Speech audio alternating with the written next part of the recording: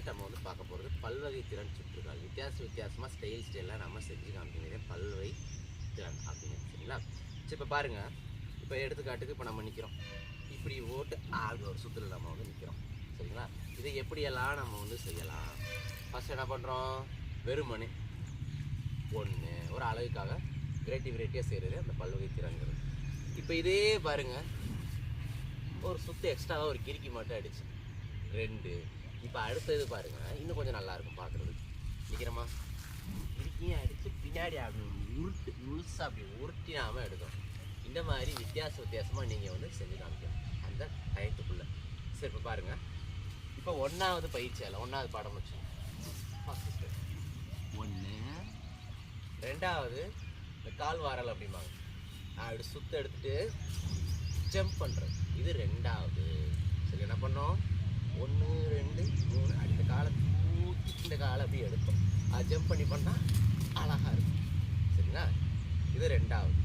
இப்போ 3வது பாருங்கள், இந்த பஸ்கியில் வந்து அழகாக குதிப்பாங்க, அந்த வந்து இப்படி குதிப்பாங்க இது.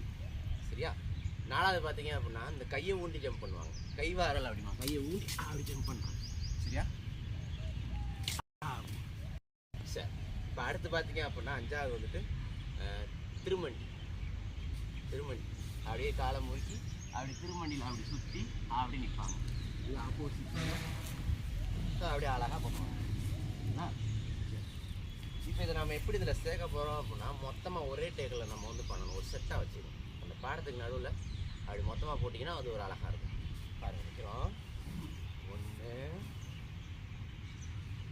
2 3 4 5 இந்த வண்டி சக்கரம் அப்படியே போட்டு 6 வந்து திருமண்டி இதில் வந்து முடிக்கணும்.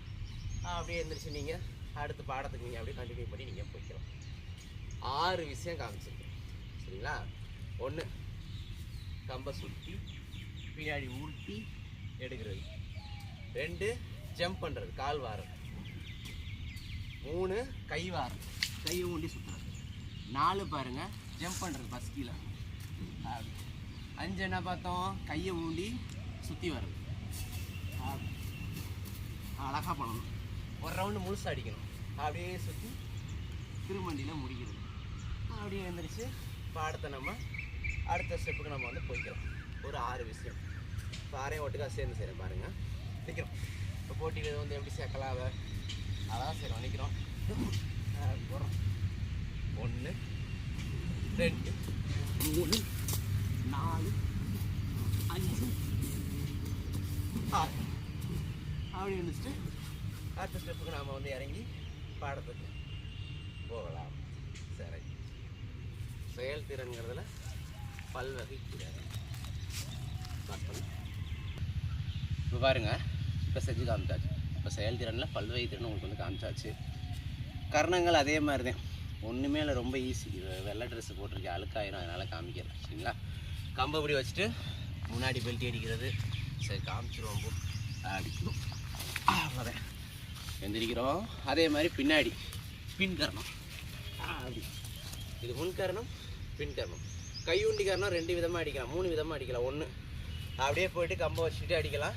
இல்லை அப்படி உள்ளே மடித்து வச்சுட்டு ஒத்த கையில் கூட முன் கரணம் மடிச்சாச்சு. அப்படியே பின் கரணம் போட்டாச்சு. இது நம்ம முன்னாடி படி அடிச்சுக்கணும். சரியா? இப்போ வந்து பார்த்தீங்க அப்படின்னா கம்பை ஊண்டி கரணம் அடிக்கிறது. சரிங்களா? ஒன்றும் இல்லை, அப்படியே கம்பை கொஞ்சம் இங்கே பிடிச்சிங்கன்னா கம்பு உடையக்கூடிய வாய்ப்பு இருக்குது. இந்த ஒரிச்சா கேப் தான் இருக்கணும் கம்பு ஊண்டி கரணம் அடிக்கிறப்ப. அப்படியே வச்சுட்டு பெல்ட்டி நீங்கள் அடிச்சுக்கோங்க. ப்ராப்பராக பயிற்சி நீங்கள் இப்போ என்னால் அடிச்சு கட்ட முடியாது. சரிங்களா? அதே மாதிரி கீழே வந்து கால் படாமல் ஃப்ரண்ட் ஃப்ளிப்பு, பேக் ஃப்ளிப்பு, அது வேறு 1 மார்க்கு தான். ரொம்ப இது பண்ணி அடி எதுவும் பட்டுக்காமல் கரெக்டான ஒரு மணல் பகுதி நல்லா பயிற்சி எடுத்துங்க. அதே மாதிரி நீங்கள் போட்டி காலத்துக்கு நீங்கள் போகிறீங்க அப்படின்னா எல்லா இடத்துலையும் நம்ம வந்து இந்த மேட்டெல்லாம் எதிர்பார்க்க முடியாது. சில இடங்களில் பார்த்தீங்க அப்படின்னா இந்த மாதிரி தரையாக கூட இருக்கும். தரை மேக்ஸிமம் எனக்கு தெரியும் நிறைய இடத்துல இருக்குது. அதெல்லாம் பார்த்துக்குங்க. நல்லது, நன்றி. வேறு என்ன, அவ்வளோ. இது வந்து கடைசி காணொளி. இனிமேல் நான் வந்து என்ன பண்ண போகிறேன் அப்படின்னா மற்ற ஒரு விஷயத்தை வந்து காட்டலாம்னு இருக்கேன். நாகம்பதராருங்கிற ஒரு விஷயம் ரொம்ப ட்ரெண்டிங்காக இருக்குது. அடுத்த வீடியோ அதை பற்றி கண்டிப்பாக பேசுகிறேன். சரி, இப்போ மாணவர்களுக்கு ஒரு சின்ன ஒரு அட்வைஸு. பேரண்ட்ஸும் இதை வந்து கொஞ்சம் பார்த்து தெரிஞ்சுக்குங்க. என்ன அப்படின்னா இப்போ லீவ் வரப்போகுது, பரிட்சை லீவ் இன்னும் கொஞ்சம் நாள். இந்த லீவில் வந்து பசங்க வந்துட்டு வீட்டில் வந்துருப்பாங்க, ஊருக்கு போவாங்க, எல்லாம் நல்ல விஷயம். இந்த ஃபோனை கையில் தயவு செஞ்சு கொடுக்காதீங்க. இதில் எந்த அளவுக்கு நல்ல விஷயம் இருக்கோ அந்த அளவுக்கு இதில் கெட்ட விஷயமும் இருக்குது. நான் சொல்ல வேண்டியதில்லை, அது எல்லாருக்கும் தெரிஞ்ச ஒரு விஷயம். மாணவர்களை நீங்கள் வந்து கவனத்தை வந்து திசை திருப்பணும். நல்ல விஷயத்தில் வந்து நீங்கள் வந்து ஒரு நல்ல அனுபவங்கள், ஒரு ஸ்போர்ட்ஸு, சிலம்பம், கராத்தே, குத்துவரிசை, களரிப்பட்டு, இந்த மாதிரி விஷயங்கள் நீங்கள் வந்து அவங்க வந்து போட்டு காட்டுங்க. பசங்களை அதில் தள்ளி விடுங்க இந்த லீவை வந்துட்டு.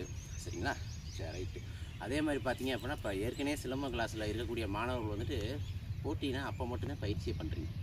ஒரு கிளாஸுக்கு போகிற என் கிளாஸ்லேயே சொல்கிறேனே, நான் வந்துட்டு வீட்டில் வந்து பயிற்சியை பண்ண மாட்டேங்கிறேன் அப்படிம்பாங்க. இந்த கம்பை போயிட்டு கிளாஸ் முடிஞ்சோம் ஒரு இடத்துல கொண்டே வைப்பாங்க, திரும்பி அடுத்த வாரம் எப்போ கிளாஸோ அப்போதே எடுப்பாங்க. அப்படின்னா பெருசாக நம்ம இந்த துறையில் வந்து சாதிக்க முடியாது. நல்லா இருக்காது. அது வந்து தினசரி படிக்கிற ஒரு குழந்தை ஃபஸ்ட் ரேங்க் எடுக்கும். அதே மாதிரி டெய்லி பயிற்சி பண்ணுற ஒரு பையன்தான் வந்து எப்போவுமே முதலிடம் பெற முடியும், சிறந்த ஒரு மாணவனாகவும் விளங்க முடியும். சரிங்களா? இந்த கலையிலையும் சிறந்து விளங்கணும். டெய்லி ஒரு 15 நிமிஷம் அல்லது 20-24 நிமிஷம் நீங்கள் வந்து பயிற்சி வந்து மாணவர்கள் வந்து பண்ணணும். அப்படி பண்ணிவிட்டு நீங்கள் ஒரு போட்டிக்கு போகிறீங்கன்னா அங்கே உங்களுக்கு பயம் இருக்காது, பதட்டம் இருக்காது, எதுவுமே இருக்காது. நீட்டாக நீங்கள் வாட்டுக்கு போவீங்க, அசால்ட்டாக செய்வீங்க, வந்துடுவீங்க. அதுவும் உங்களோட பெஸ்ட்டு பர்ஃபார்மன்ஸ் நீங்கள் வந்து காட்ட முடியும். என்றைக்கோ ஒன்றா பயிற்சி பண்ண வேண்டியது, போட்டிக்கு வந்து ஸ்ட்ரைட்டாக நிற்க வேண்டியது, அப்புறம் அதில் எப்படி உங்களோட பெஸ்ட் இருக்கும்? போனீங்கன்னா கண்டிப்பாக பயம் வரதான் சரிங்களா? நல்ல பயிற்சி பண்ணுங்கள், மன தைரியமாயிரும், உடம்பு பலமாயிரும், உங்களோட சிந்திக்கக்கூடிய சக்தியும் வந்து வேறு லெவலாக இருக்கும். சரி, நல்லது, நன்றி.